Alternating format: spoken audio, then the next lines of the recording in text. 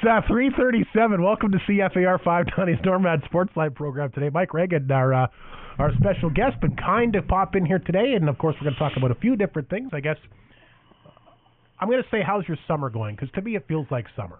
It's been a busy one, Hardy. I've probably been out of town, since the hockey season's ended. I know that I've been out of town for 6 weeks of the 2-3 months that we've been off now.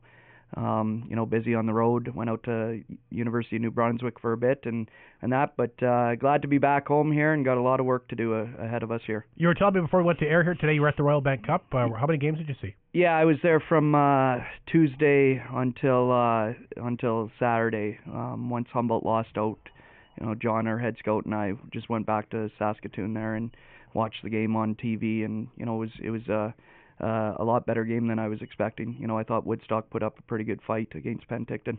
I thought out of all the Royal Bank Cups that I've watched, maybe the 4 or 5 most evenly matched teams. I mean, none of the games were really that lopsided. I thought all 5 teams competed pretty hard there. Yeah, for the most part, I think I've been to 3 or 4 of them now, and I thought, top to bottom, I think it was probably the most competitive Royal Bank Cup that I've seen. There was no team that absolutely dominated, and heading into it, everybody thought that Penticton was just gonna cruise through there, and probably were expecting Humboldt Penticton final, and unfortunately that didn't happen because they were the 2 best teams.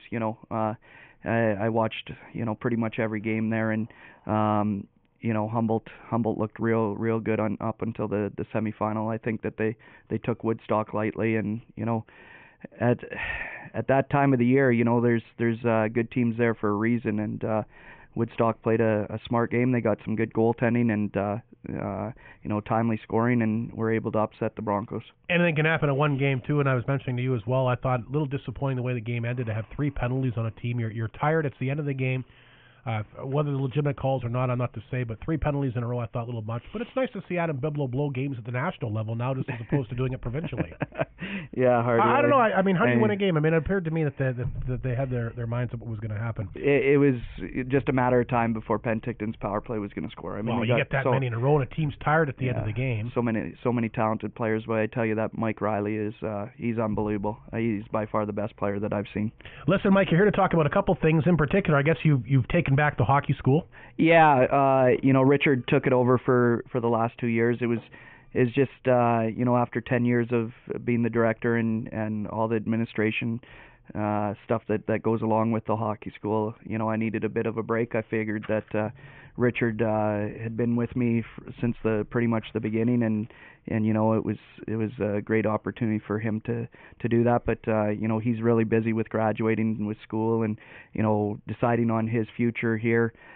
He just felt that he didn't have enough time right now to put into the hockey school. So I hate to see this hockey school kind of drift away or go away. We've had it running for the last 12-13 years. This will be the 13th year, the longest standing hockey school in the north here, and we're proud of that, and I just wanted to make sure that we continue the success that we've built on the last couple of years here, and I'm excited about it. It was nice to have a little bit of a break, but I think that we'll be able to put on a pretty good school. What are the dates?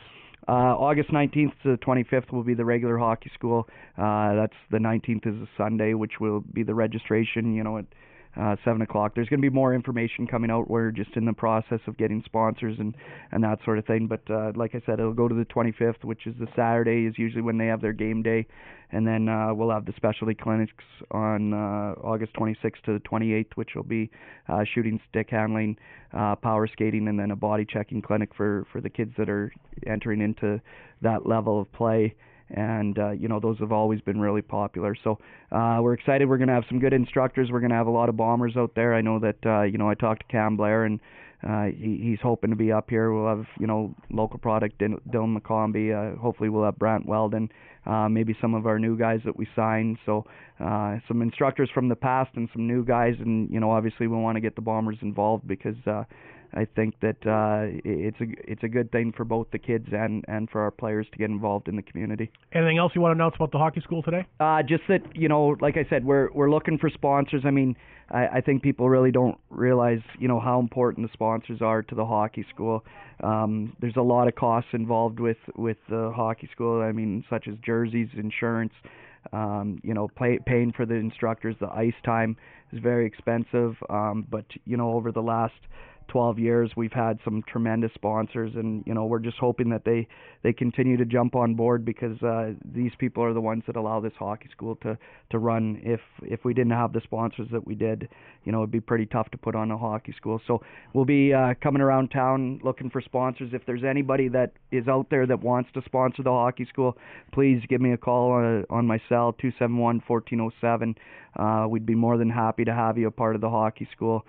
Brochures and stuff will come out as soon as we get our sponsors, because obviously we want to make sure that they're recognized in our brochures and posters. And the quicker we get our sponsors tied up, the quicker we'll get the brochures out. And usually we hand them out. Usually Gaspar carries them. We'll have them at the Bomber office, or people can contact me.